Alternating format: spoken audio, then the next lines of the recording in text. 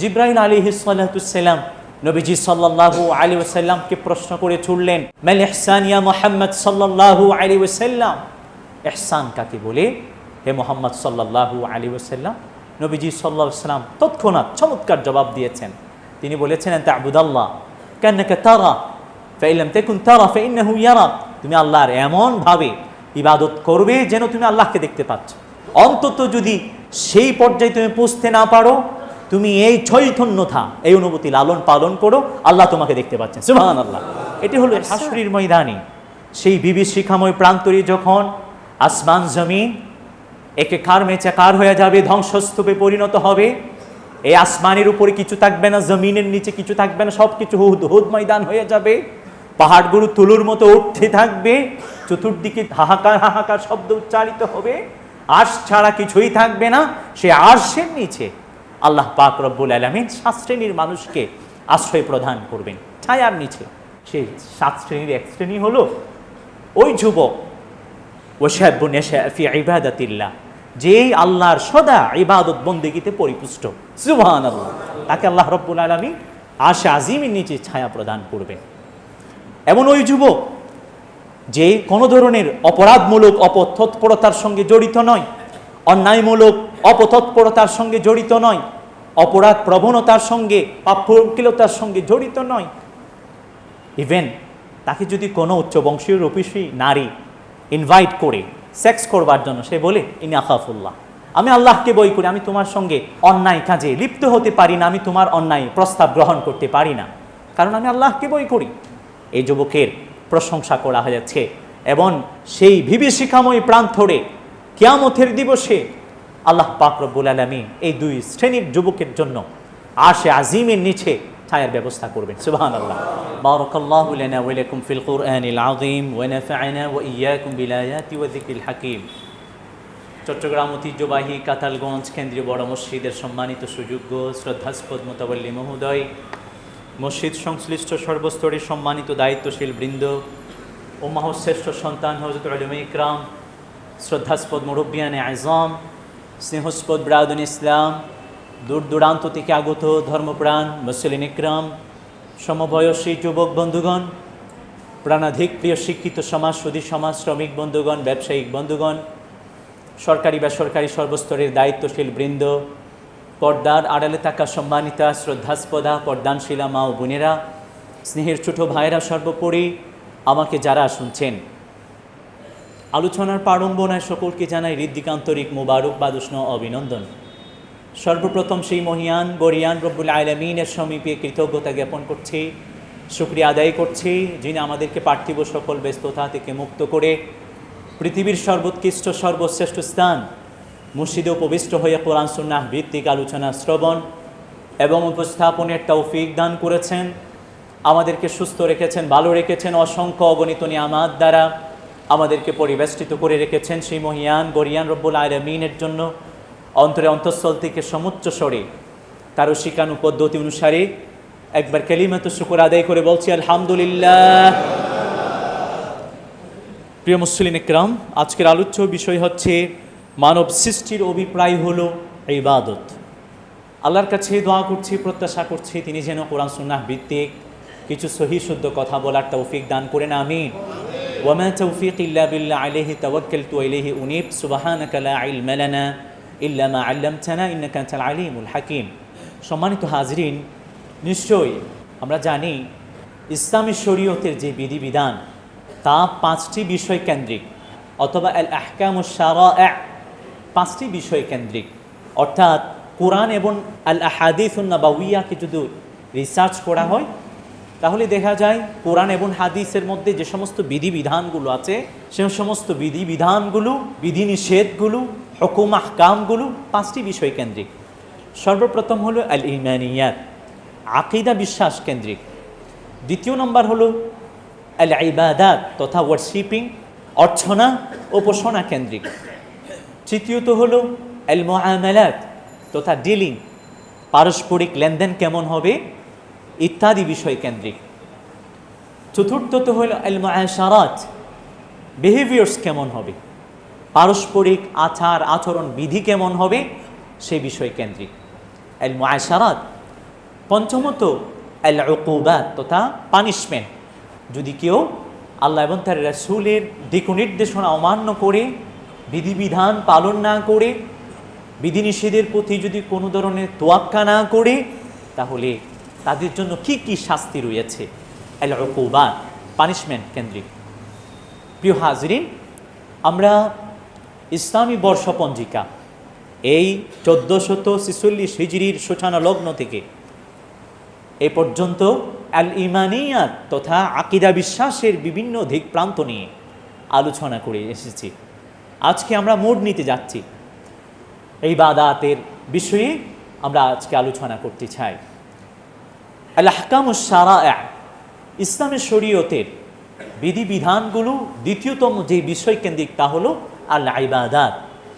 ইবাদাত শব্দটা Arabic word, আরবি শব্দ, এটি প্লুরাল কিংবা জমা, এর সিঙ্গুলার কিংবা ওয়াহেদ হচ্ছে ইবাদাহ। ইবাদাতুন শব্দের জমা হলো, প্লুরাল হলো ইবাদাত। এই আল ইবাদাহ শব্দটি অ্যারাবিক ওয়ার্ড, এটা আল আব্দু দাস শব্দ থেকে উৎকুলিত, গৃহীত। আল আব্দু মানে দাস। দাসত্বের অর্থ জ্ঞাপন করবার জন্য আরবি ভাষায় দুই ধরনের শব্দ ব্যবহার করা হয়, একটি হলো আল ইবাদা, আরেকটি হলো আল উবুদিয়া। একটি হলো আল ইবাদা, আরেকটি হলো আল উবুদিয়া। ইবাদত মানে হলো চূড়ান্ত বিনয়, বিনয়গ্নতা, আনুগত্য, চূড়ান্তভাবে আনুগত্য করা, একইভাবে বিনীত হওয়া ইত্যাদি। আত-তাআত, আল খুদুউ, আল ইস্তিকানা, গায়াতুত তাযাল্লুল ইত্যাদি অর্থ আল ইবাদা শব্দ জ্ঞাপন করে। আরেকটি হলো আল উবুদিয়া, এটাও দাসত্বের অর্থ জ্ঞাপন করে, তবে লৌকিক, জাগতিক, পার্থিব দাসত্বের ক্ষেত্রে উবুদিয়ত শব্দটি ইউজ হয় আরবিতে। আর অপার্থিব, অলৌকিক, ঐশ্বরিক, কেবল আল্লাহর উপাসনার ক্ষেত্রে ইবাদত শব্দটি ইউজ হয়। প্রিয় হাজরিন, ইবাদত উবুদিয়তের মধ্যে পার্থক্য আছে। ইবাদত মানে হলো গায়াতুত তাযাল্লুল, চূড়ান্তভাবে বিনয়াবনতা, বিনম্রতা, আনুগত্য প্রদর্শন করা, আল ইবাদা। উবুদিয়ত এটা মানে বিনয়াবনতা, বিনম্রতা, আনুগত্য প্রদর্শন করা, ঠিক আছে, তবে এটা চূড়ান্তভাবে না। অনেক মানুষ দেখা যায় তাদের অনেক দাস দাসী আছে, বর্তমান যদিও বা নেই। ইতিহাস যদি অধ্যয়ন করা দেখা যায় ইসলামের সূচনা লগ্নে ছিল দাস দাসীর প্রথা, দাসত্ব প্রথা। ইসলামে সে তা নিষিদ্ধ ঘোষণা করেছে এবং হাতে কলমে দাস প্রথাকে বিয়োগিত করবার ক্ষেত্রে, উৎখাত করবার ক্ষেত্রে ইসলাম বলিষ্ঠ ভূমিকা রেখেছে, যার ইতিহাস আমাদের জানা আছে। প্রিয় হাজরিন, তাহলে ইবাদত শব্দের আবিধানি করতে হলো গায়াতুত তাযাল্লুল, চূড়ান্তভাবে বিনয়াবনতা, বিনম্রতা প্রদর্শন করা, আত-তাআ তথা আনুগত্য করা, আল ইস্তিকানা মুকাফেক্কিতা প্রদর্শন করা, আল খুদুউ বিনীত হওয়া, নত হওয়া ইত্যাদি হলো আল ইবাদা শব্দের আবিধানিক অর্থ। ইমাম ইবনে কাসির রাহিমাহুল্লাহ ইবাদা শব্দের ব্যাখ্যা দিয়েছেন, সংজ্ঞা দিয়েছেন, এবং ইমাম ইবনে তাইমিয়া রাহিমাহুল্লাহ ইবাদা শব্দের সংজ্ঞা দিয়েছেন। একটি গ্রন্থ আছে ইমাম ইবনে তাইমিয়ার, যে গ্রন্থের নাম হলো আল উবুদিয়া মানে দাসত্ব। এই আল উবুদিয়া গ্রন্থের মাঝে তিনি ইবাদত শব্দের সংজ্ঞা প্রদান করেছেন, পারিভাষিক সংজ্ঞা। ইবাদত শব্দের পারিভাষিক সংজ্ঞা হলো হুয়া ইসমুন জামিউন লিকুল্লি মা ইউহিব্বুহু আল্লাহু সুবহানাহু ওয়া তাআলা ওয়া ইয়ারদাহ মিনাল আকওয়াল ওয়াল আফআলি আয-যাহিরা ওয়াল বাতিনা। প্রত্যেক গোপনীয়, প্রকাশ্য ওই কর্মকথন যা আল্লাহ ভালোবাসেন এবং পছন্দ করেন তার নামই হলো ইবাদত। প্রত্যেক ওই কর্মকথন যা আল্লাহ ভালোবাসেন, গোপনীয় হোক প্রকাশ্য হোক, তার সামষ্টিক নাম হলো ইবাদত। প্রিয় হাজরিন, ইবাদত শব্দের আবিধানিক অর্থ, পারিভাষিক সংজ্ঞা আমাদের মাঝে সুস্পষ্ট হয়ে উঠল। মনে রাখবেন, অর্থের দৃষ্টিকোণ থেকে ইবাদত দুই প্রকার। একটা হলো বিশেষ ইবাদত, যেটিকে আরবিতে বলা হয় আল ইবাদা আল খাসসাহ, বিশেষ ইবাদত। আরেকটি হলো আল ইবাদা আল আম্মা, ব্যাপৃত ইবাদত। মানে ইবাদত বলে কি কি বোঝানো হয় এটি এখানে স্পষ্ট করা উদ্দেশ্য। আল ইবাদাতুল খাসসাহ, বিশেষ ইবাদত হচ্ছে আরকানুল ইসলাম, ইসলামের যে রুকনগুলো আছে সেগুলো পালন, সেগুলোর প্রতি বিশ্বাস স্থাপন, এই হলো আল ইবাদাতুল খাসসাহ, বিশেষ ইবাদত।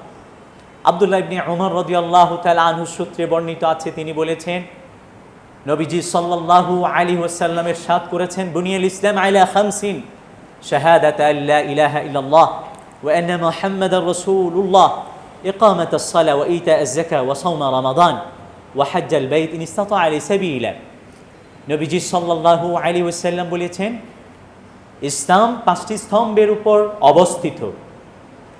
যেন ইসলামকে একটি শামিয়ানার সঙ্গে বিশ্বমানবতার কাণ্ডারি, নিখিল বিশ্বের কল্যাণ আশীর্বাদের মর্ত প্রতীক বিশ্বনবী, সমগ্র সৃষ্টিকুলের নবী, সর্বশ্রেষ্ঠ সর্বশেষ নবী হযরত মুহাম্মদ মুস্তাফা সাল্লাল্লাহু আলাইহি ওয়াসাল্লাম তুলনা করেছেন। একটি শামিয়ানা, যে শামিয়ানার 5টি স্তম্ভ আছে।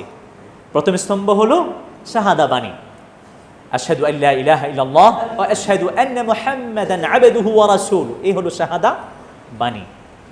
লা ইলাহা ইল্লাল্লাহ মুহাম্মাদুর রাসূলুল্লাহ, এটাই হলো শাহাদা বাণী। প্রিয় হাজরিন, এটা মুখে উচ্চারণ করা, অন্তর দিয়ে বিশ্বাস করা, ঈমানের আদ্যান্ত বিষয় আমরা আগে আলোচনা করেছিলাম। দ্বিতীয় নম্বর যে স্তম্ভ সেটি হলো ইকামাতুস সালাহ, সালাত প্রতিষ্ঠা করা। তৃতীয়ত হলো যাকাত প্রদান করা। চতুর্থত হলো রমাদান মুবারক জুড়ে সিয়াম সাধনা করা। পঞ্চমত হজ ব্রত পালন করা। প্রিয় হাজরিন, এই 5টি বিষয়কে বিশেষভাবে আল ইবাদাতুল খাসসাহ বলা হয়, বিশেষ ইবাদত বলা হয়। এগুলো ছাড়া ব্যাপৃত অনেক ইবাদত আছে। জিকির ইবাদত, কোরআন তেলাওয়াত ইবাদত। আপনি হেঁটে যাচ্ছেন, পথ বেয়ে দেখতে পেয়েছেন কোনো একটি হোঁচট খাওয়ার জিনিস, পাথর, আপনি এটিকে সরিয়ে দিলেন, ইমাতাতুল আযা আনিত তারিক সাদাকা। পথ থেকে মানুষের কষ্ট হয় এমন জিনিস সরিয়ে দেয়া, এটাও একটা সাদকা, এটিও ইবাদত। আপনি হেঁটে যাচ্ছেন, কোনো মুসলমানকে দেখেছেন, সালাম দিলেন, এটিও ইবাদত। একইভাবে তাহাজ্জুদের সালাত আদায় করলেন, ইবাদত। সাদকা প্রদান করলেন, ইবাদত। মানব সেবায় কাজ করলেন, ইবাদত। মানুষের উপকার করলেন, ইবাদত। দেশের সার্বভৌমত্ব এবং স্বাধীনতা সুরক্ষায় ভূমিকা রাখলেন, এটাও ইবাদত। জীবনে একেবারে ব্যক্তিগত জীবন, পারিবারিক জীবন, সামাজিক জীবন, রাষ্ট্রীয় জীবন, সর্বোপরি আন্তর্জাতিক জীবন পর্যন্ত জীবনের প্রত্যেকটা ক্ষণ মুহূর্ত যদি আল্লাহর এবং তার রাসূলের দিক নির্দেশনা মোতাবেক হয়, রাসূলের আদর্শে আল্লাহর দিক নির্দেশনা মোতাবেক হয়, তা ইবাদত হিসাবে পরিগণিত হয়। তবে এখানে একটি শর্ত আছে, কোরআন এবং হাদিসের মধ্যে বেশ কিছু ইবাদত আছে যেগুলোর ক্ষেত্রে ইন্সপায়ার্ড করা হয়েছে, উদ্বুদ্ধ করা হয়েছে। এগুলো পালন করলে অবশ্যই গুরুত্বপূর্ণ ইবাদত পালন করেছেন বলে সাব্যস্ত হবে, আপনি আল্লাহর পক্ষ থেকে ফজিলত পাবেন, পুরস্কার পাবেন। আর কিছু বিষয় আছে যেগুলোর ক্ষেত্রে কোরআন এবং হাদিসের মধ্যে ইনস্ট্রাকশন আসেনি, অথবা প্রহিবিশন আসেনি, নিষেধাজ্ঞা আসেনি, আদেশও আসেনি। এগুলোকে বলা হয় আল উমুর আল মুবাহা, মানে বৈধ জিনিস। আপনি জাগতিক জীবন অথবা পার্থিব জীবন উপভোগ করার ক্ষেত্রে অনেক কিছু করতে পারেন। যেমন আপনি একটি ঘর নির্মাণ করলেন, আপনি গৃহ নির্মাণের সময়ে চিন্তা করলেন মসজিদের যেদিক থেকে আজান আসে সেদিকে একটা জানালা বাড়িয়ে দিই, যেন মসজিদের আজানটা সুন্দরভাবে আমার ঘরে ঢুকতে পারে। এটি হলো নিয়া, জাস্ট ইন্টেনশন। এই নিয়তের কারণে আপনি অনেক সওয়াব পাবেন। একটি বৈধ কাজ, জাগতিক কাজ, সাথে সাথে আপনার নিয়ত ভালো ছিল, শুদ্ধ ছিল, আপনি এর জন্য আলাদা একটা পুরস্কার পাবেন, ফজিলত পাবেন। এভাবে কোরআন হাদিস নির্দেশিত বা উদ্বুদ্ধকৃত ইবাদত হোক অথবা আল উমুর আল মুবাহা বৈধ বিষয়াদি হোক, যেখানে নিয়ত শর্তযুক্ত, সমস্ত ইবাদতগুলো আল ইবাদাতুল আম্মা ব্যাপৃত ইবাদতের অন্তর্ভুক্ত। প্রিয় হাজরিন, তাহলে ইবাদত বলে দুই ধরনের ইবাদত বোঝানো হয়, আল ইবাদাতুল খাসসাহ আল ইবাদাতুল আম্মা, বিশেষ ইবাদত, ব্যাপক ইবাদত। আবার ইবাদত যদি আমরা একটু অ্যানালাইসিস করি, আমরা দেখতে পাই ইবাদতের অনেক প্রকার আছে, প্রকারভেদ। কিছু ইবাদত আছে যেগুলো আধ্যাত্মিকতার সাথে, আত্মিকতার সাথে, অন্তরের সাথে, কলবের সাথে, হৃদয়ের সাথে সম্পৃক্ত। যেমন ঈমান, ঈমানিয়া, তাকওয়া, ইখলাস, এগুলো হলো অন্তরের সাথে সম্পর্কযুক্ত। কিছু ইবাদত আছে যেগুলো মুখের সাথে সম্পর্কযুক্ত, যেমন কোরআন কারীমের তিলাওয়াত, জিকির, আজকার, এগুলো মুখের সাথে সংশ্লিষ্ট ইবাদত। কিছু ইবাদত আছে দেহের সঙ্গে সংশ্লিষ্ট ইবাদত, যেমন সালাত, নামাজ অথবা সিয়াম, সিয়াম সাধনা, এগুলো হলো দেহের সাথে সংশ্লিষ্ট ইবাদত। কিছু ইবাদত আছে যেগুলো অর্থের সাথে, টাকা পয়সার সাথে, ধনসম্পদের সাথে সংশ্লিষ্ট, যেমন যাকাত। কিছু ইবাদত আছে যেগুলো ধনসম্পদ এবং দেহ উভয়ের সাথে সংশ্লিষ্ট, যেমন জিহাদ, এটা দেহের সাথেও সম্পর্কযুক্ত, অনুরূপভাবে টাকা পয়সার সাথে, অর্থকড়ির সাথেও সম্পর্কযুক্ত। হজ ব্রত পালন, এটা দেহের সাথেও সম্পর্ক রাখে, একইভাবে অর্থকড়ির সাথেও সম্পর্ক রাখে। এভাবে বিভিন্ন ইবাদতের প্রকার আমরা দেখতে পাই। প্রিয় হাজরিন, আমরা অনেকে মনে করি ইবাদত মানে শুধু নামাজ, রোজা, হজ, যাকাত পালন।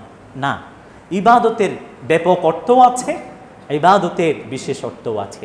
আল্লাহ পাক রব্বুল আলামিন ব্যাপক অর্থে ইবাদত হোক, বিশেষ অর্থে ইবাদত হোক, সর্বপ্রকারের ইবাদত করে আল্লাহর সন্তুষ্টি অর্জন করে এহলৌকিক জীবনের চূড়ান্ত সাফল্য, পরকালীন জীবনের চিরমুক্তি অর্জন করবার জন্য আমাদেরকে সৃজন করেছেন। কোরআন কারীমের সূরাতুজ যারিয়াতের 56 নম্বর আয়াত আল্লাহ রব্বুল আলামিন বলেন, ওয়ামা খালাকাতুল জিন্না ওয়াল ইনসা ইল্লা লিয়াবুদুন। আমি মানব দানবকে সৃজন করেছি, সৃষ্টি করেছি আমি আল্লাহর ইবাদত করবার জন্য, উপাসনা করবার জন্য, অর্চনা করবার জন্য। ওয়ামা খালাকাতুল জিন্না ওয়াল ইনসা, আমি মানব দানবকে সৃজন করেন, সৃষ্টি করেন, ইল্লা লিয়াবুদুন, হ্যাঁ কেবল আমার ইবাদত উপাসনা করবার জন্য। ইল্লা লিয়াবুদুন, এটা ইনফেসিস দিয়ে, বিশেষ গুরুত্ব দিয়ে আল্লাহ পাক রব্বুল আলামিন এখানে উল্লেখ করেছেন যে আমারই ইবাদত করবার জন্য, উপাসনা করবার জন্য আমি মানব দানবকে সৃজন করেছি। আর বাকিগুলো কেন সৃষ্টি করলাম? কোরআনুল কারীমের দ্বিতীয়তম সূরা সূরাতুল বাকারা, সূরাতুল বাকারার 29তম আয়াত আল্লাহ রব্বুল আলামিন বলেছেন, হুয়াল্লাযী খালাকা লাকুম মা ফিল আরদি জামিআ। ধরাধামে, ভূপৃষ্ঠ জুড়ে, বিশ্ব ব্রহ্মাণ্ড জুড়ে যত কিছু আছে, প্রাণীকুল হোক, উদ্ভিদকুল হোক, জড় পদার্থ হোক, সবই মানুষ এবং দানবের জন্য, জিন জাতির উপকারার্থে আমি সৃষ্টি করেছি। সুবহানাল্লাহ। ওয়া হুয়াল্লাযী খালাকা লাকুম মা ফিল আরদি জামিআ। আল্লাহ পাক রব্বুল আলামিন আমাদেরকে আল্লাহর ইবাদত করবার জন্য সৃজন করেছেন, আর বাকি যেগুলো আছে সব কিছু হলো আমাদের উপকারার্থে, আমাদের কল্যাণার্থে সৃজন করেছেন। প্রিয় হাজরিন, আল্লাহ পাক রব্বুল আলামিন সূরাতুল মুমিনুনের ইতিলগ্নে বলেছেন, আফাহাসিবতুম আন্নামা খালাকনাকুম আবাসা ওয়া আন্নাকুম ইলাইনা লা তুরজাউন। তোমরা কি ভেবেছো তোমাদেরকে অনর্থক সৃজন করা হয়েছে, সৃষ্টি করা হয়েছে? ওয়া আন্নাকুম ইলাইনা লা তুরজাউন, তোমরা আমার প্রতি প্রত্যাবর্তিত হবে না, আমার দিকে ফিরে আসবে না, এমনটা ভেবেছো? তা কখনো না। তোমাদেরকে সৃজনের পেছনে একটি অভিপ্রায় আছে, ডেস্টিনেশন আছে, একটি উদ্দেশ্য আছে। তোমাদেরকে আমার ইবাদতই করতে হবে, আমার ইবাদতের মাধ্যমে আমার সন্তুষ্টি অর্জন করতে হবে। এরই প্রেক্ষিতে তোমরা আমার পক্ষ থেকে মহা পুরস্কার জান্নাত লাভে ধন্য হতে পারবে। সুবহানাল্লাহ। প্রিয় হাজরিন, তাহলে ইবাদত কাকে বলে, ইবাদতের প্রকারগুলো কি কি আমাদের মাঝে স্পষ্ট হয়ে গেল, এবং মানব সৃষ্টির যে অভিপ্রায় কিংবা রহস্য, উদ্দেশ্য তাও স্পষ্ট হয়ে গেল। এরপরে স্পষ্ট করতে চাই ইবাদত হবে কিভাবে, কিভাবে আল্লাহর ইবাদত করতে হবে তার একটা সিস্টেম আছে, তার একটা অনুভূতি বা চৈতন্যতার বিষয় আছে। হাদিসের মধ্যে তা সুস্পষ্ট রূপে উদ্ধৃত করা হয়েছে।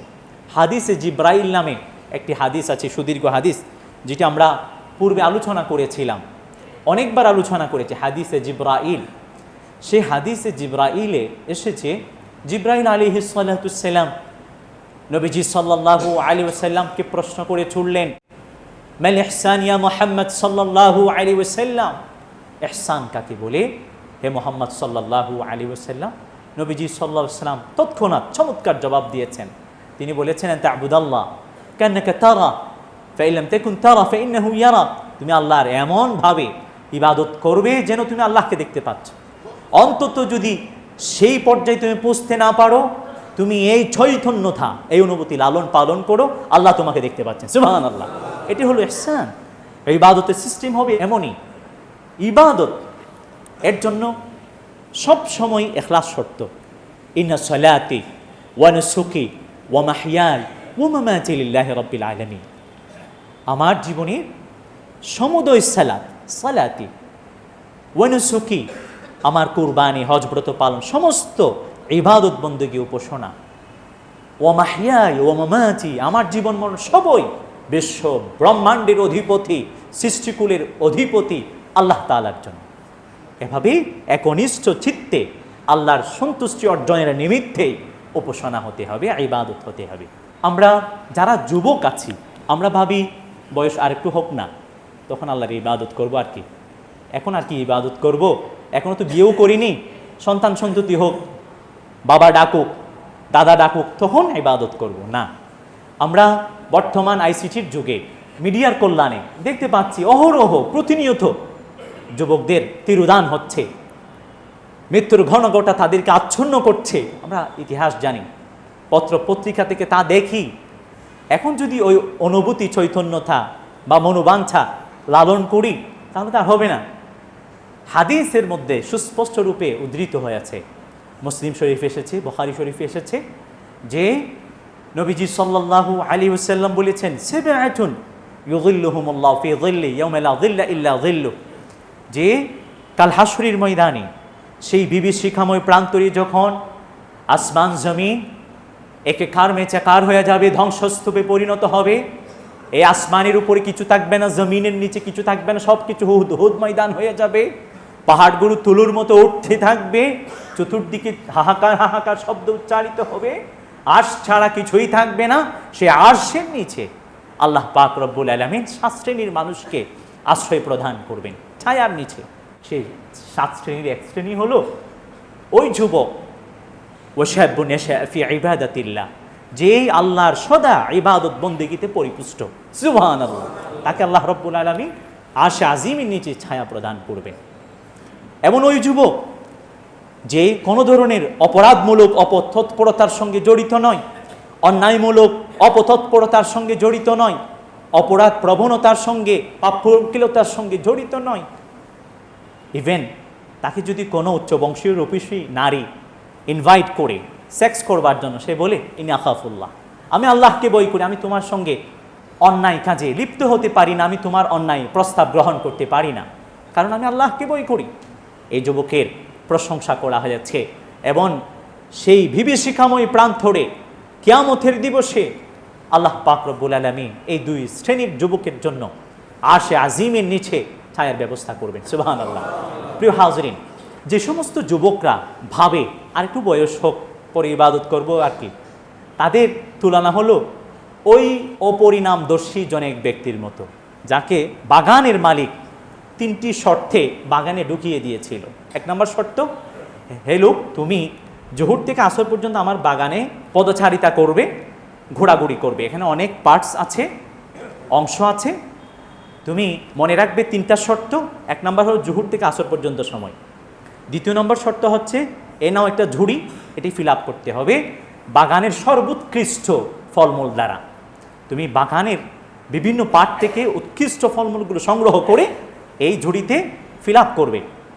একইভাবে 3 নম্বর শর্ত হলো, তোমাকে অবশ্যই এটি ফিল আপ করে আসরের আগেই ফিরে আসতে হবে।